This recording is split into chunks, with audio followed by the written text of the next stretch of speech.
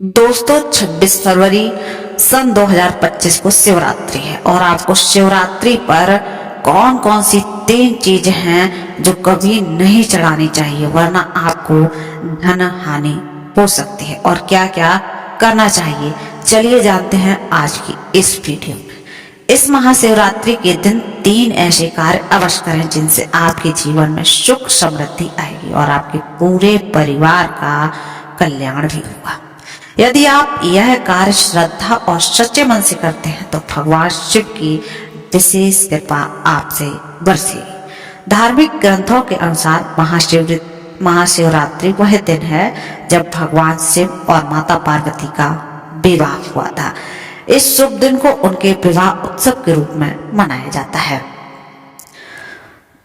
ऐसा माना जाता है कि महाशिवरात्रि की रात्रि में भगवान शिव साक्षात जागृत अवस्था में होते हैं, इसलिए इस दिन उनकी पूजा करने से अत्यंत शुभ फल की प्राप्ति होती है।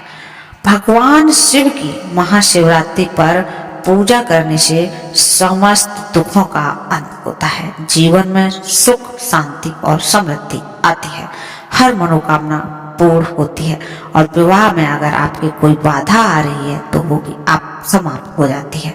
स्वास्थ्य धन और संतान सुख की भी प्राप्ति होती है। तो चलिए जानते हैं पहले 2025 में महाशिवरात्रि कब है। फागुन मास के कृष्ण पक्ष की चतुर्दशी तिथि को महाशिवरात्रि मनाई जाती है। इस वर्ष महाशिवरात्रि 26 फरवरी 2025 को ही मनाई जाएगी। शिवरात्रि तिथि का प्रारंभ हो जाएगा 26 फरवरी को सुबह 1:18 से और इसका समापन होगा 27 फरवरी को 8:54 पे। तो अगर उदया तिथि की बात करें तो शिवरात्रि का जो व्रत है वो 27 फरवरी को रखा जाएगा और रात्रि में भगवान शिव की विशेष पूजा और अभिषेक करने का विधान है, तो आप 26 फरवरी को रखें। शिव पुराण के अनुसार पूजा में वर्जित वस्तुएं। शिव पुराण के अनुसार यदि कुछ वस्तुएं गलती से भी शिवलिंग पर चढ़ा दी जाए तो न केवल भगवान शिव बल्कि स्वयं भगवान विष्णु और माता लक्ष्मी भी अप्रसन्न हो जाते हैं। परिणाम स्वरूप साधक को पुण्य की प्राप्ति के स्थान पर पाप का भागी बनना पड़ता है।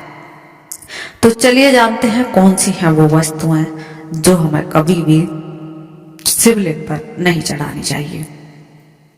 नंबर 1 है तुलसी का पत्ता। तुलसी का पत्ता जो है वो भगवान विष्णु की पूजा में अनिवार्य माना जाता है, लेकिन शिवलिंग पर इसे अर्पित करना वर्जित माना जाता है। इसकी एक विशेष पौराणिक कथा भी है। कहा जाता है कि राक्षस जालंधर जिसे माता तुलसी का पति माना जाता है भगवान शिव द्वारा मारा गया था। इस कारण से तुलसी का पत्ता शिव पूजा में निषिद्ध है। इसके अलावा तुलसी को माता लक्ष्मी का स्वरूप भी माना जाता है और भगवान शिव वैराग्य के प्रतीक, इसलिए तुलसी का प्रयोग शिवलिंग पर कभी नहीं किया जाता है। नंबर 2 पर है केतकी का फूल। केतकी का फूल जो है भगवान शिव की पूजा में पूर्णतः वर्जित है। इसकी वजह से यह है कि एक बार ब्रह्मा जी और भगवान विष्णु में श्रेष्ठता को लेकर लड़ाई हो गई। भगवान शिव ने दोनों को एक परीक्षा दी और शिवलिंग के आदि और अंत को खोजने की चुनौती दे दी। विष्णु जी ने हार स्वीकार कर ली, लेकिन ब्रह्मा जी ने केतकी के फूल से झूठी गवाही दिलवा दी कि उन्होंने शिवलिंग का अंत देख लिया है। इससे भगवान शिव रुष्ट हो गए और उन्होंने केतकी के फूल को अपने पूजन से वंचित कर दिया। नंबर 3 पर है हल्दी और सिंदूर। हल्दी और सिंदूर जो है वो महिलाओं के सौभाग्य और श्रृंगार का प्रतीक माना जाता है, लेकिन भगवान शिव विरक्त हैं और भस्म धारण करते हैं, इसलिए उनकी पूजा में हल्दी और सिंदूर का प्रयोग नहीं किया जाता है। हल्दी का उपयोग माता पार्वती की पूजा में किया जा सकता है, लेकिन शिवलिंग पर यह अर्चित नहीं की जाती है। नंबर 4 पे है नारियल पानी। नारियल पानी है जो वो शिवलिंग पर कभी नहीं चढ़ाना चाहिए। नारियल पानी से शिवलिंग का अभिषेक करना वर्जित माना गया है, क्योंकि नारियल को माता लक्ष्मी का स्वरूप माना जाता है। हिंदू धर्म में नारियल को समृद्धि, शुभता और देवी लक्ष्मी का प्रतीक माना गया है। जब किसी भी शुभ कार्य या पूजा में नारियल अर्पित किया जाता है तो वह धन, वैभव, सौभाग्य का संकेत होता है। भगवान शिव सन्यासी स्वरूप को देवता है और वे त्याग, वैराग्य और सादगी के प्रतीक माने जाते हैं। उनकी पूजा में ऐसी वस्तुओं का प्रयोग करना उचित नहीं माना जाता है जो मुख्य रूप से धन और भौतिक सुख संपदा से जुड़ी हुई होती है। इसलिए शिवलिंग पर नारियल पानी अर्पित नहीं किया। शिव पुराण और अन्य धार्मिक ग्रंथों के अनुसार जो वस्तुएं लक्ष्मी से जुड़ी होती हैं उन्हें भगवान शिव पर ना ही चढ़ाएं तो अच्छा होता है। इसी कारण से शिवलिंग पर नारियल का पानी चढ़ाने की मनाही रहती है। हालांकि नारियल को फोड़कर उसका जल अन्य देवी देवताओं को अर्पित किया जा सकता है, लेकिन भगवान शिव की पूजा में इसे स्थान नहीं दिया गया है। इसलिए यदि आप भगवान शिव की कृपा प्राप्त करना चाहते हैं और उनकी पूजा सही विधि से करना चाहते हैं तो शिवलिंग पर नारियल पानी अर्पित करने से बचें और उनकी जगह पर आप पंचामृत या गंगा जल से अभिषेक करें। इससे भगवान शिव अत्यंत प्रसन्न होंगे और आपकी सभी मनोकामनाएं पूर्ण करेंगे। महाशिवरात्रि का व्रत और पूजन विधि की बात करें तो आप प्रातःकाल स्नान करके शिव का जो व्रत है उसका संकल्प ले लें पूजा का। सूर्य को अर्घ्य दें और शिवलिंग पर जल, दूध, दही, घी, शहद और गंगा जल से अभिषेक करें। ओम नमः शिवाय मंत्र का आप जाप करें और पंचोपचार पूजा करें।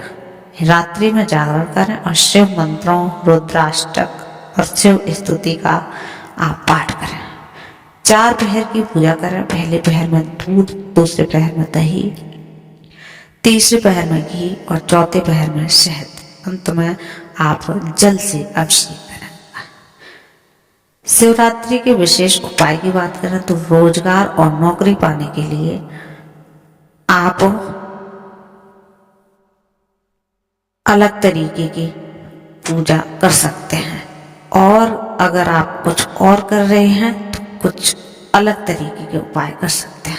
नौकरी पाने के लिए आप शिवलिंग पर जल धारा चढ़ाएं और मन ही मन ओम नमः शिवाय का जाप करें। शिव मंदिर में 11 घी के आप दीपक जलाएं। अगर आप शिक्षा और एकाग्रता के लिए कुछ करना चाहते हैं तो आप जल में थोड़ा सा दूध मिलाकर शिवलिंग पर अभिषेक करें। पंचमुखी रुद्राक्ष आप धारण करिए।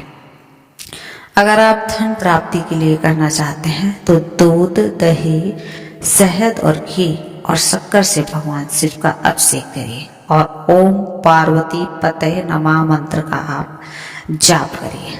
अगर आप संतान प्राप्ति के लिए शिवलिंग पर विशेष अभिषेक करना चाहते हैं तो जिन भक्तों को संतान प्राप्ति की इच्छा है उन्हें महाशिवरात्रि के दिन विशेष उपाय करने चाहिए।